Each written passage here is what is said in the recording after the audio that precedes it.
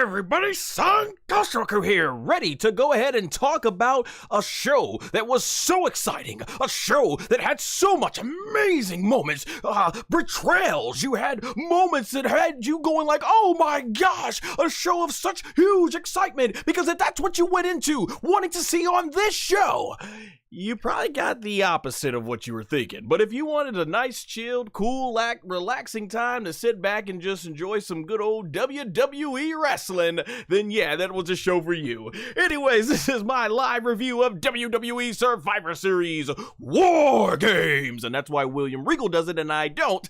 2025 review. Alright, so the first match itself kicked off with the Women's WarGames match, consisting of Rhea Ripley, IYO SKY, Alexa Bliss, Charlotte Flair, and AJ Lee taking on Nia Jax, Lash Legend, Asuka, Kairi Sane, and Becky Lynch.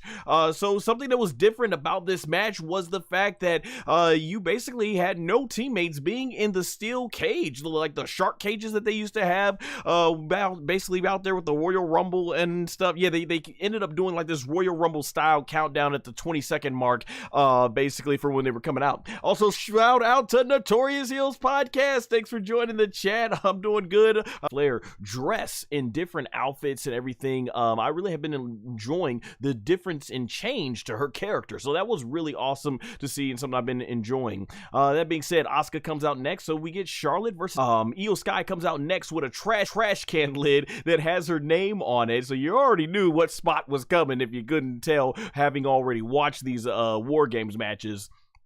And here, pretty much, IYO being a boss, she jumps off one ring rope. Oh yeah, this right here, she was definitely a boss for this. So IYO actually jumps off of one side of the ring and onto the other side of the ring and slips in midair. And you're like, oh no! And then she's able to catch herself on the landing and turn it into like this sort of springboard clothesline. And even the commentators talk about how basically she completely made a huge, great comeback there. And that right there is why IYO SKY is a boss in the ring, to being able to just change on the fly like that. Becky Lynch comes out next in her red fur coat. By the way, since I haven't done a review since SummerSlam, I have grown in complete love with Becky Lynch's theme song. Really love it. Been listening to it quite a bit at the gym, working out on my way back and forth for commutes, man. Good stuff. We get a nice callback with Charlotte Flair and Becky Lynch going back at it again. Of course, they started off as best friends and in real life sort of broke away from each other and then actually reconciled and came back. And they were actually wrestled a few years ago at Survivor Series 2. I think it was 2021, if I remember. I think it was around then.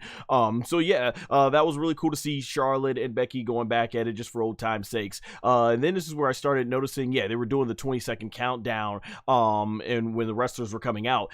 So next is Alexa Bliss, and she starts facing Asuka. Of course, a nice callback to when Alexa Bliss, as I was mentioning, I don't think I did a review at the time, but she basically went Ultra Instinct back during the pandemic days when she transformed into the Dark Alexa and Asuka couldn't do anything. She was like nothing, you know, it was like the theme song. Dun, dun, dun, dun, dun, dun, dun, dun, dun, dun, dun, dun, dun. Of course, I gotta get my Dragon Ball references. Check out my main YouTube channel, SonGoshuaku, if you want the Dragon Ball content. But gotta go ahead and put it in here to WWE. So yeah, that was nice to see them going back at it. Alexa Bliss and Charlotte, they do some great teamwork moves against Becky and Asuka. There's even a cute moment with Alexa, Charlotte, and IYO all doing the whole IYO SKY ton. I'm really cool. I think it's awesome that she's been able to get that over. So that was fantastic. Kairi, from there, we get Kairi Sane comes on out, and Kairi goes to town using this chain. There's funny moments where Asuka constantly yells, Kairi!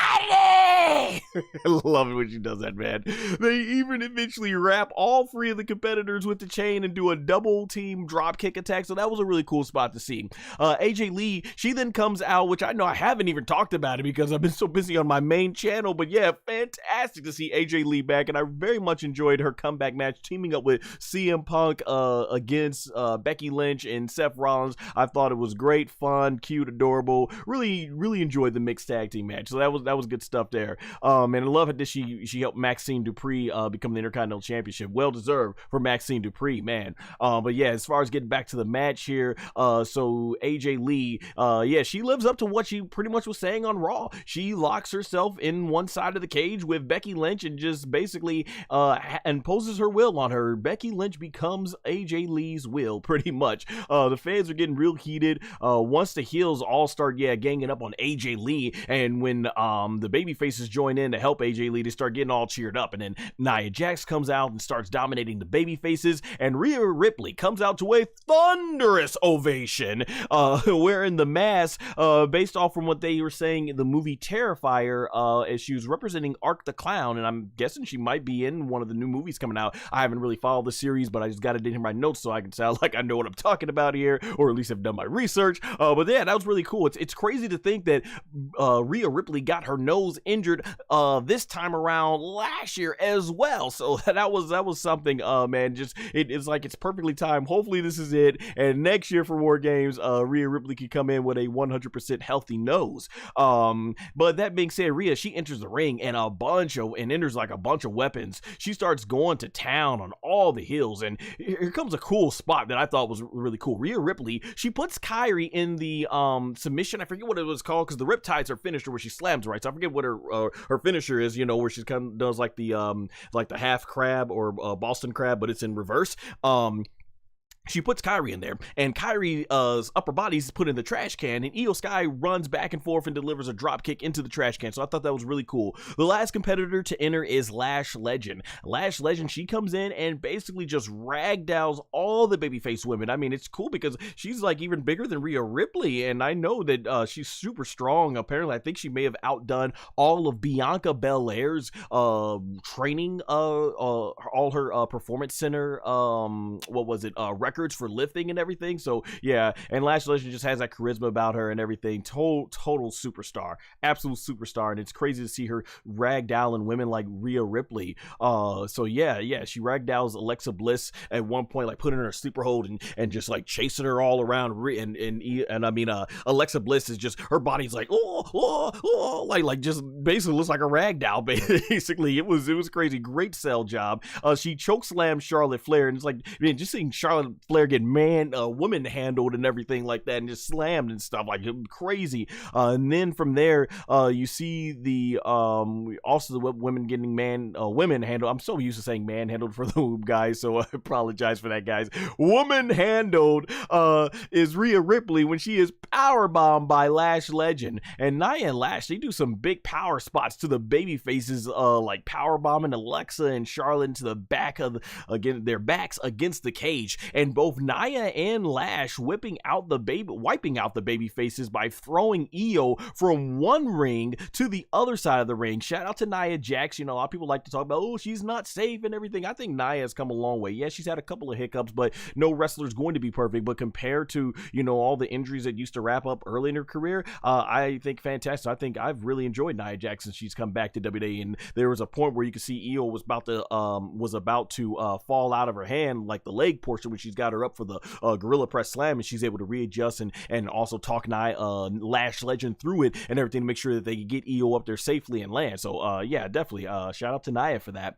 At one point, Asuka goes to shoot the miss, but Charlotte dodges out of the way, and it lands on Lash Legend, who gets blinded by the miss. And this is like the plot device that basically takes Lash Legend out of the match, because she was dominating everyone, and I'm glad that they're showcasing the younger talent here. And IYO from there, she goes to the top of the cage. AJ Lee then picks up a trash can, and IYO's name is on it, and Rhea, she puts AJ onto her shoulders, and AJ is then handing the trash can to IYO SKY, and IYO puts it over her body, and you start seeing all the heels gathering in the middle because they want to make sure that they, from a real life standpoint, they catch IYO SKY safely, but you just always know the spot's gonna come, and IYO, she puts it over her body, and this time she does a swanton bomb, basically, and I was glad she landed nicely, because it like, oh man, she almost could have crushed her legs there, but but she lands safely on the heels. It's a spectacular looking spot. I've always said over the years in these War Games Survivor Series reviews is that, to me, that spot that IYO SKY does, putting the trash can over her body, I know she's having fun. I know everyone else is having fun. Hey, shout out to Samuel and joining me in the chat. Appreciate it. All right, thanks for joining. And when IYO SKY does this maneuver, I always say, to me, and if you're a Dragon Ball fan, it's like the ending to the second Broly movie, known in the dub as Second Coming for Dragon Ball for Broly. And that ending, how they defeated Broly, that was spectacular. But it didn't make a lot of sense if you know the story of Dragon Ball with Goku being dead and how the Dragon Balls work. So it was a cool looking finish, but a nonsensical one. So it's like a cool nonsensical finish, and that's kind of what I've always, getting back to WWE, have always put this this IYO SKY spot. Because think about it, if someone's gonna climb up to a cage for completely handicap their whole upper body and their side and vision, not be able to see anything, and just jump off and hope that they're gonna land on their opponents, you know, the people aren't just gonna sit there and go like, oh, they're gonna run and scatter and let that woman crash and burn. So it always never really made sense from a logical standpoint. However, I understand why they do it. It's a fun time, everybody loves to see it and everything, stuff like that. So I always say it's a cool non-logical spot nonetheless, just telling it the way it is. But I did think it was cool that IYO did something different this time, and I think honestly it probably was maybe the best part of the whole match and moment. And from here, Becky Lynch, she realizes she's alone and tries to escape the cage, but the baby faces prevent her from climbing out. Rhea Ripley then delivers the riptide to Becky Lynch, and then AJ Lee applies her Black Widow finish submission, causing Becky Lynch for the second time to tap out. Well, technically, I don't think she tapped out. I saw her head go like, ah, but I guess the way Becky Lynch is selling this on social media is that she was just yelling for her partners to come over and help her out, but they were all knocked out. They were KO. They were done. They were in ZZ's land sleeping, and they were gone because IYO SKY crashed and burned on them. So I thought it was, at the time looking at it, was just her doing the old school way before, you know, Ken Shamrock came out with the tap out, making it famous. It was just IYO, I think it was just Becky Lynch going like, yeah, tap, tap, tap, tap, and stuff. And thus, your winners is Rhea Ripley, IYO SKY, Alexa Bliss, Charlotte Flair, and AJ Lee. Yeah, you know what? Having seen every women's War Games match, I'm gonna have to say I thought this would have to be the lowest of them all tier-wise. It wasn't bad. By no means am I saying it was bad, but it didn't stand out to me like the other women's War Games matches. You know, traditionally, and I've reviewed all the War Games matches, and I've been to two of them. One of the NXT ones in 2019, and I went to the 2023. And usually with these women's War Games matches, they're kind of like the action-packed heavy War Games matches, and that's something that I was like, yeah, I'm like, I don't know if they brought the action part of this. Like, I don't know if I really remember anything that stands out, and that's not to diminish what these men and women do in the ring, because obviously these spots hurt, going up against the cage, bumping around, and then you add in weapons and all that stuff, and the risk that IYO SKY and the risk that they take. So I'm not diminishing that, but yeah, this one just did not stand out to me like the previous women's War Games. Thank you, Samuel, for liking and subscribing. I appreciate that. So yeah, but overall, I mean, it was okay, chill, fun match. You know, I enjoyed it. It does further more of AJ Lee and Becky Lynch, so we'll see where that ends up going. But yeah, this women's War Games match did not stand out to me as previous years. And I have to remember that, yeah, as you guys can see, that's the winners and everything and stuff like that.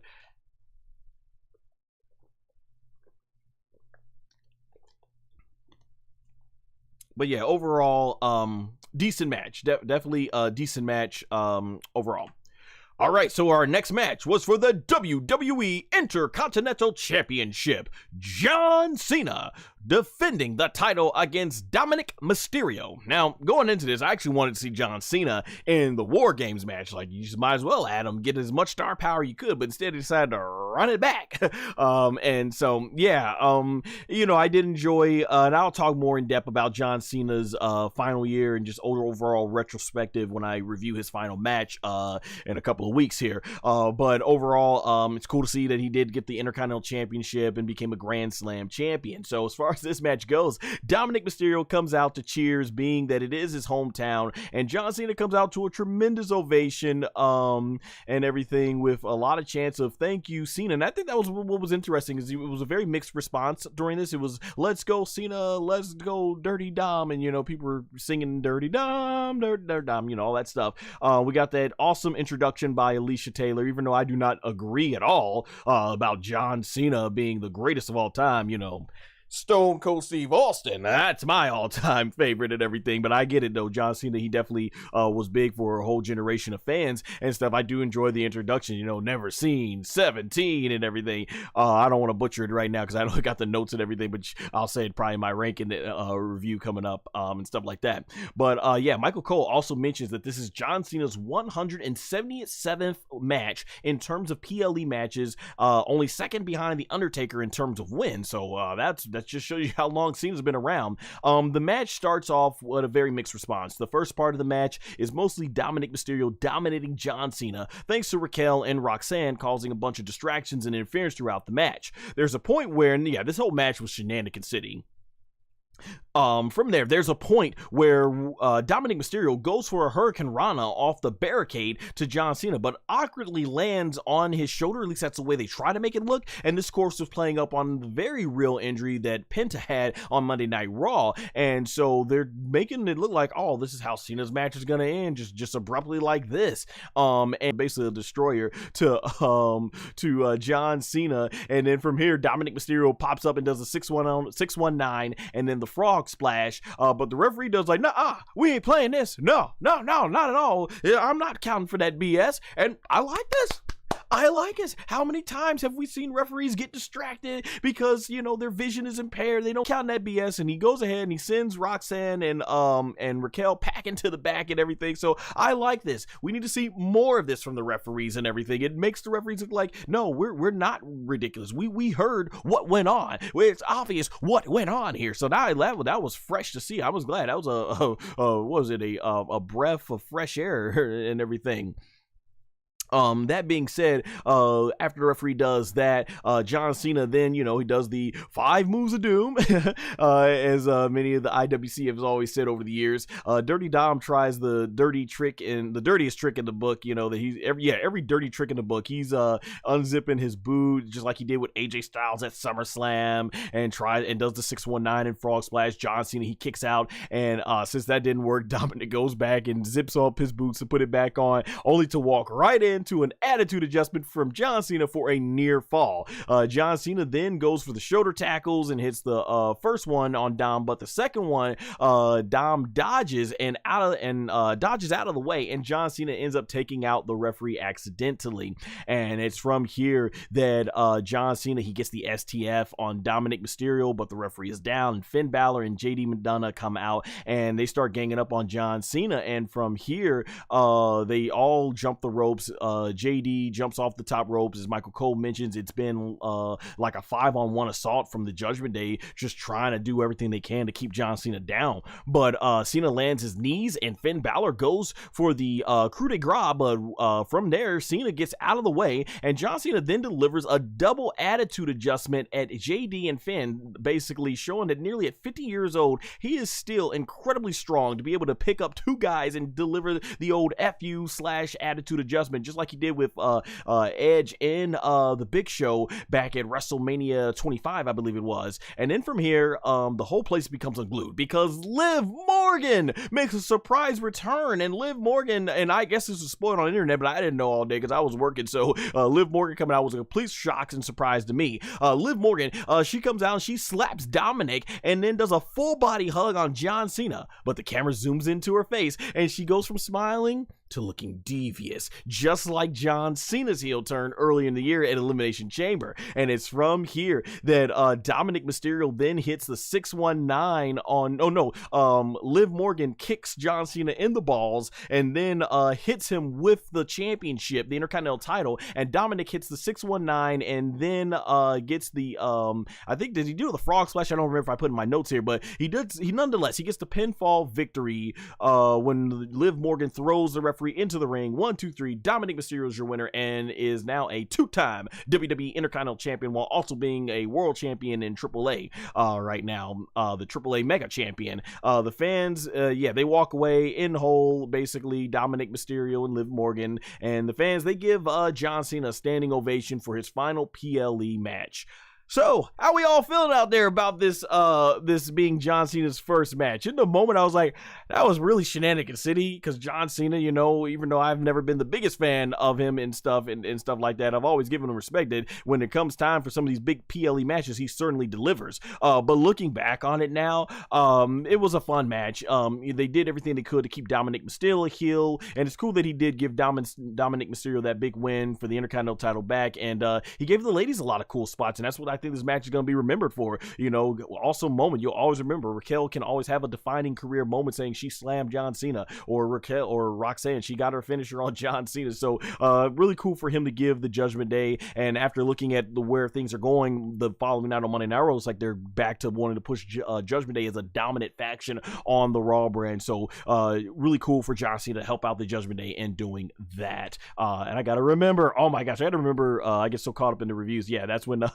Liv Morgan did the hit to John Cena, basically, and then right there, John Cena leaving for his last PLE show.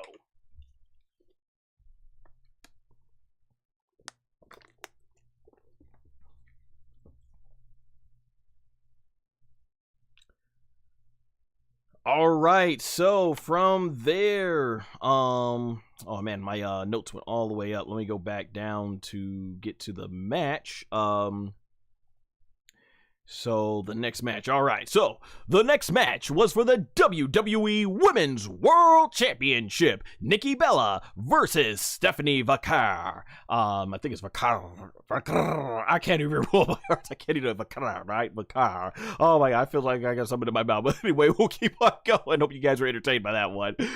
All right, so Stephanie Vaquer, basically in the first part of this match is mostly being dominated by Nikki Bella, in a very methodical beatdown that at least it sounded to me on TV like the audience was very quiet for most of this match. Stephanie, she does get some nice offense in, particularly when she does the arm bar to the outside of the ring ropes hanging from what really looked like a brutal arm bar to Nikki Bella.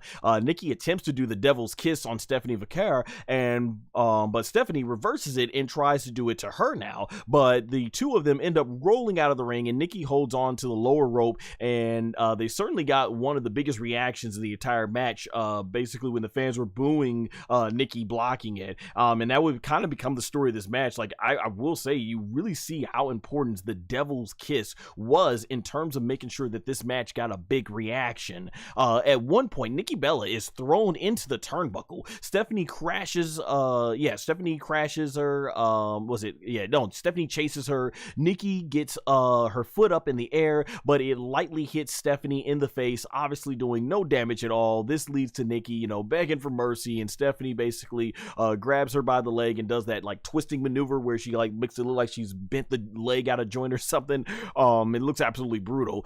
Stephanie then delivers a devastating Meteora in the corner to Nikki Bella. We'll see at this point, this is where I started to notice how quiet a lot of the audience was at making noise compared to the other matches. And at one point on the outside of the apron, Nikki Bella, since she's come back to WWE, so overall really good showing for the ladies, solid match, but overall I don't think it was a standout on this show, so you'll see where it ends up ranking in my matches and everything. But yeah, Stephanie Vaquer is still your women's world champion, and looking forward to seeing where they're going next on Monday Night Raw. They teased something with her and Liv Morgan, which I think is the direction they may have been going in before Liv got injured.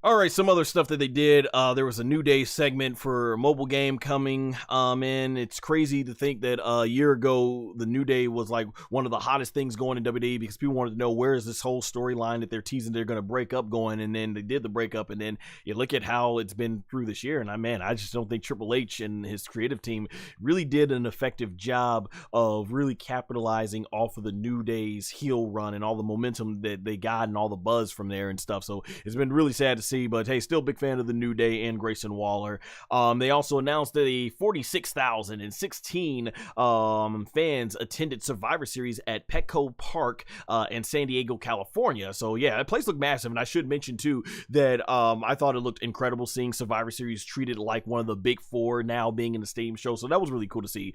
And now we get to the main event of the evening, the men's War Games match. CM Punk, Cody Rhodes, Jimmy Uso, Jey Uso, and Roman Reigns versus Bron Breakker, Bronson Reed, Logan Paul, Drew McIntyre, and Brock Lesnar. So the first one to start off the match was and you know, with them getting rid of the shark cages, I gotta say, man, this is why I was really wondering with Brock Lesnar. Like, I'm like, is Brock gonna start the match? Is he gonna really sit in that cage that whole time, or is he gonna basically just will he either enter the ring because he don't want to be in that cage, or is he gonna sit in that cage? Well, we got our answers. We get no cages at all. We get the Royal Rumble style entrances. So the first one to start the match for the babyface team is the WWE World Heavyweight Champion CM Punk, which I thought they were going to start Jey Uso because they're going to want to do that Jey Uso entrance, and boy, do I have got something to say about that to come. In the whole yeeting entrance. So yeah, he comes out to a thunderous ovation as, of course, he's CM Punk as they sing his song. Like with his wife AJ Lee, despite with the door being open, CM Punk ends up climbing the cage. Incredible to think how far he's come in WWE since his comeback 2 years ago at Survivor Series. I was there in person when he returned in 2023. And then from there, this is Roman Reigns' anniversary too. 13, I think, because he debuted in 2012. So this is 13th anniversary, along with Seth Rollins and Jon Moxley in AEW, known as Dean Ambrose in WWE. Man, I was in college at the time. It's crazy how much time has gone by there. But Bron Breakker, he's the first one to enter and start for the heel side. So the first 5 minutes is what they do starting out. From here, Bron, he pretty much overpowered CM Punk, but there's a cool spot where Bron uses that impressive speed back and forth on the ropes, but before he could hit CM Punk times a pitch perfect side back heel foot right to Bron's face, bringing him to his quick momentum to a halt. So that was really cool. But yeah, it's pretty much Bron Breakker dominating CM Punk with the power, with CM Punk getting some offense in.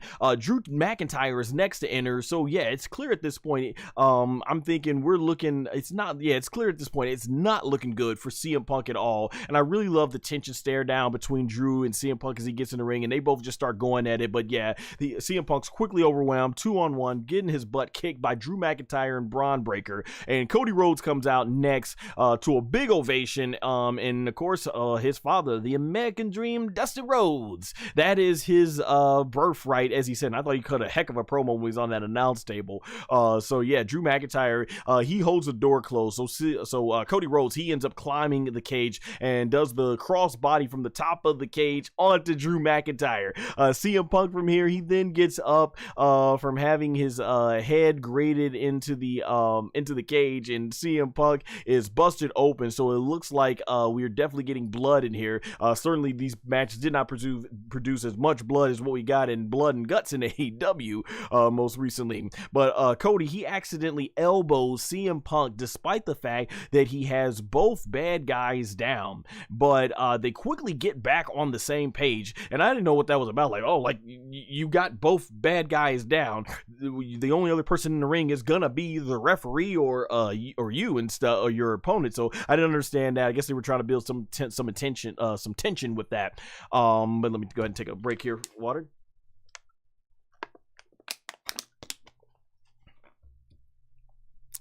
But yeah, from here, CM Punk and Cody Rhodes, they quickly get back and they deliver a heart attack to Drew McIntyre in the tribute, which is their tribute, obviously, to the Hart Foundation, Bret Hart and Jim the Anvil Neidhart. And then they do a tribute to the Road Warriors. CM Punk and Cody Rhodes deliver the Doomsday Device, which then ends up resulting in Bron Breakker falling directly on the back of his head and neck. And that was one of the parts that got me out of my seat going like, oh my gosh! I was like, oh my gosh!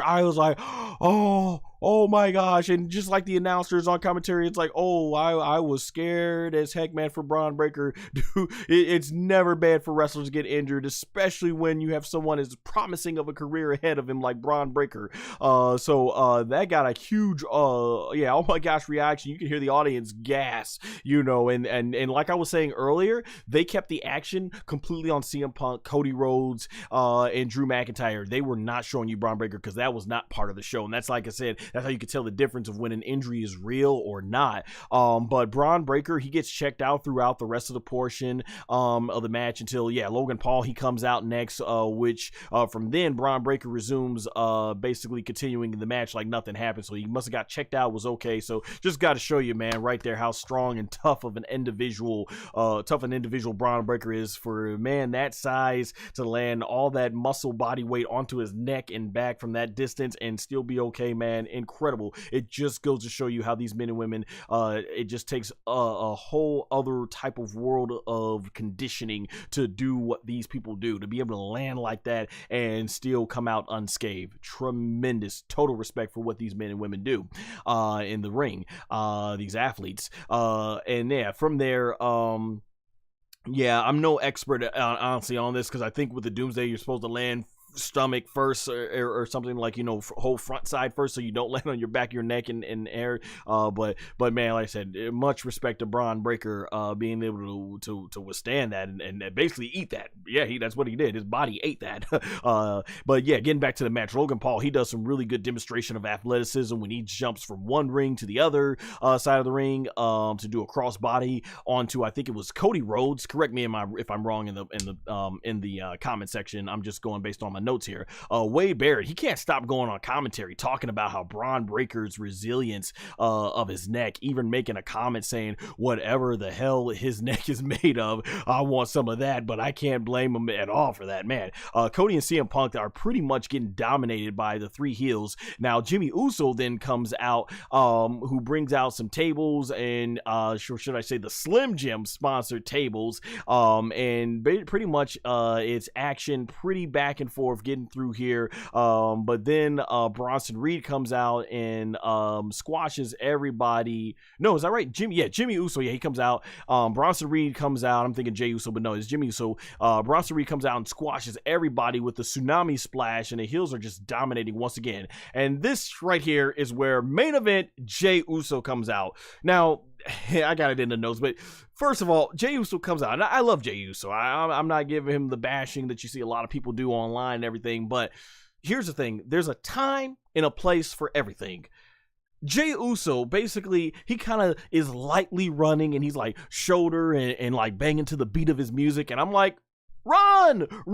Your comrades are getting killed in there. They're getting their butts kicked. You know, like Jeff Hardy when he's coming out juking and everything to the beat of his music, and Matt Hardy's just being there, help me, Jeff, help me. And Jeff is just like, oh yeah, let me go help my brother, but hold on, let me just get a little bit more dance, get the pop of the crowd, and start running. You know, even Jeff's made fun of that himself in interviews. So yeah, he comes on out. Basically, Jey Uso's kind of is like running with a little bit of urgency, but at the same time trying to feel the beat of his music, when that's just not what's needed. You need to just run straight down there and help your comrades who are getting their butts kicked by him on a 2 and 3 assault. So yeah, he finally gets in there, and Jey Uso basically he cleans house, and this is where this part took me out of the match, and I've heard that it's been mixed reactions online. So after the house is clean, Jey Uso basically feels that the best decision to do, instead of making sure that all these heels are beaten down so they can be prepared when Brock Lesnar comes out, because he's the only one left on the heel side, he tells the camera, run it back, and he climbs up on the cage and just starts yeeting and hanging on to the to one of the cable riders that constructs the keeps the cage going up and down, and he's just like banging his head to the beat and all that stuff. And I'm like, what are you doing? I'm like, Brock Lesnar is coming out, beat him down, continue your assault on the heels. And it's like, man, just, yeah, that took me out of it. And like I said, I like the entrance. This is why I just think have Jey Uso come out first, get the yeet out the way, because once this is WarGames, it's all business. Think of it like this: on the actual battlefield, you wouldn't actually have one of the troops goofing off in the middle of the war, in the middle of the battleground, especially when their comrades are in need. So why would you do it in this match from a psychology standpoint when this is supposed to be war? It's 5 guys who hate these other 5 guys, and they're going to war. So I just don't think that was really. I understand it's a fun time. They want to have a fun time, but yeah, that part took me out of the match. And then Brock Lesnar's music hits, and Brock Lesnar just basically comes out and he wipes the floor with everybody. I saw a part where Jey Uso was like, eating and stuff, and he's like, oh crap, when Brock Lesnar comes out and stuff. CM Punk, to his credit, he kind of did a little joke with the chair, like he was playing air guitar, but he went back to working on the heels, and Braun and Wade Barrett was great on commentary to mention this. So yeah, CM Punk starts taking the chair to beat up his opponents during Jey Uso's entrance. Brock Lesnar comes out, definitely looked very focused, because obviously, he had that slipping incident on Monday Night Raw, but he made sure he landed that stuff, and he looked intense and was ready to go. Brock Lesnar basically comes in, and Michael Cole mentions that this is the first time in 21 years that Brock Lesnar has teamed with someone during a match at Survivor Series. Brock Lesnar, he then comes in and just suplexes all the baby faces, gives them all that works, gives them all the F5s. He's handing out F5s like Oprah. He's like, you get an F5, you get an F5, you get an F5, you get an F5. And Michael Cole says it's like being locked in a steel cage with a grizzly bear. And then from here, Roman Reigns is the last one to enter the ring, and everyone throws the ones up. And Brock Lesnar, he gets out of the cage, waiting for his old rival as the audience erupts, and basically starts throwing their ones in the air. And both men, they run towards each other to a collision, and Brock Lesnar is quickly overwhelmed with like 3 consecutive Superman punches. But before Roman can land the 4th, and I love the stare down into the aisleway, it's really cool just to see Brock Lesnar now as the heel and Roman as the babyface, all getting cheered and stuff and things like that. But yeah, Brock Lesnar, Roman Reigns, he catches on the announce. Yeah, Brock catches Roman and crashes him through the announce table with the F5. Brock then throws Roman Reigns into the cage to begin the WarGames match officially. Lesnar, he's basically, hey, we got Cole, thank you for joining the chat. Lesnar says he basically wipes out everyone, delivers more F5s to Roman Reigns, but Cody is able to break up the pin. CM Punk then is able to land the GTS to Brock Lesnar, and Cody Rhodes does the crossroads to Lesnar. They both tried to do a double pin, but it's broken up by Logan Paul, who does the frog splash. Paul Heyman then, out of his pocket, gives Logan Paul the brass knuckles, and then from there through the cage, and Logan Paul uses them to knock out all the baby faces. But before Logan Paul can use the brass knucks on Roman Reigns, Roman spears him and puts the brass knucks on himself. And I was getting hyped. It's like, oh, this is gonna be cool, because then he starts with the brass knuckles on, starts doing the Superman punch, wiping all the heels out. So Roman Reigns was straight on fire with this. That was cool. Jey Uso, he tries to hold Brock Lesnar for a spear, but Brock Lesnar, he then puts him up for an F5, but Roman is able to save him by spearing Brock through the Slim Jim sponsored table while Jey Uso is on his shoulders. Eventually, Bron Breakker starts laying people out with the spear, and CM Punk, he gets the GTS on Logan Paul, but then a mysterious figure dressed in all black with a mask on climbs over the cage and delivers the curb stop to CM Punk, which got me going like, oh, I'm like, they got us again, and then I realized, now see, Seth Rollins ain't built like that. I'm like, it's got to be someone else. I don't know who the heck it is, but apparently the rumor going around is that it's Austin Theory who's going to be joining the Vision soon. And then from there, after the curb stomp is hit to CM Punk, the most likely Austin Theory, dressed in all black, climbs up out of there and runs away. Bron Breakker, he's completely shocked through all this, and he takes advantage with basically the wounded CM Punk, because all the other baby faces and heels are down. It's down to Bron Breakker and CM Punk at this point. Bron Breakker delivers a devastating spear to CM Punk, scores the 1-2-3, and thus your winner of the men's WarGames match, Bron Breakker, Bronson Reed, Logan Paul, Drew McIntyre, and Brock Lesnar, and Paul Heyman's team walks away victorious. I guess some people were mad about Brock Lesnar raising his hands, being all huggy and shoulder to shoulder and buddy like. I'm like, I don't see the big deal. They're all heels. They're all bad guys. They wanted to take out all the good guys, and they're celebrating their win. They have no reason to hate each other. They've got every reason to be shoulder to shoulder. So I don't think it was so bad. I guess maybe people thought it was out of character for Brock Lesnar. I thought it worked fine. And then he says, "Oh, my brother." Well, we know that's what wrestlers do, right? They get oiled up and everything and stuff like that, make the muscles pop and all that things. But then, being said, with this, with the ending here, as the heels all walk up to the back, we get to where Roman Reigns, he helps CM Punk up and shows respect, gives him the fist bump, not holding it against him that CM Punk lost the match. It was pinned. Cody Rhodes then refuses to accept Roman Reigns' hand when getting up, and the two of them get a little intense face to face, but cooler heads prevail, and Roman leaves the ring and tells Cody Rhodes face to face, this is the last time. Oh yeah, I forgot to show. Yeah, that's the stomp there and everything and stuff like that. I agree. Dave Scheffler will be on the review soon coming up. No yeet there. Wrong place, wrong time. Exactly. Yeah, that was, you can see that's not clearly Seth Rollins. He's not built like that. Most likely Austin Theory. And then, yeah, there you go. That's everybody, you know, celebrating all that stuff there. But that being said, getting back to this thing here, at the ending, Roman Reigns says, yeah, he'll never team with Cody Rhodes again. So it looks like they're and the screen fades to black, and so we get nothing. I was hoping they're going to reveal the mystery tactic. It just, you know, unlike previous years, 2023, when we got, you know, CM Punk surprise return, they really don't end too much. We just have to wait and see in the coming weeks. That being said, they're teasing, looks like they're going to go for Cody Rhodes versus Roman Reigns 3, and if they can't get Seth Rollins, then I guess that makes sense to do that. I love Cody Rhodes and Roman Reigns WrestleMania match, and I think it's going to be a fantastic trilogy. I just thought they would probably do it sooner or later. I wouldn't mind seeing CM Punk versus Roman Reigns and everything first, but we'll see where this all ends up going. But yeah, overall, that is the WarGames match, the whole WarGames for Survivor Series 2025. Overall, like I said, yeah, I don't think it was the most newsworthy show in terms of like shocking, like, oh my gosh, wow, and everything. And I thought the men's and women's war game matches were quite tame compared to previous years. Once again, not taking away what we saw in there. I still thought the matches were fun. The men's war games match I had a lot of fun with, but it really was carried a lot by its star power, because usually you had these amazing stories being told in the men's war games match, and then with the women's war games match, you had like this really cool action thing going on with there.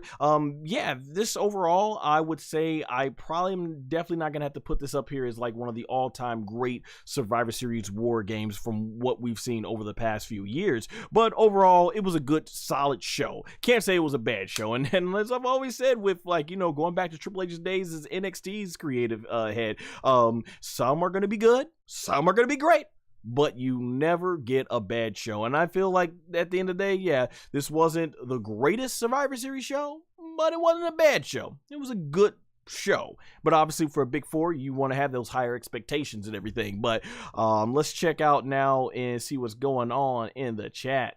So not much from what we've already read here and everything. Well, that being said, guys, I'm about to hop on off of this live stream, and you guys can join me over on the No DQ site, as we'll be going live soon, probably about 20 minutes from there. I'll be going ahead and talking with the good folks at NoDQ.com for as far as our thoughts on Survivor Series and the Fallout. And that being said, I will be back sometime later this week with a review or with my ranking of these 4 Survivor Series matches. So until then, you can make sure to follow me on my social media platforms. All our links are in the description right there. Until next time, everyone, take care.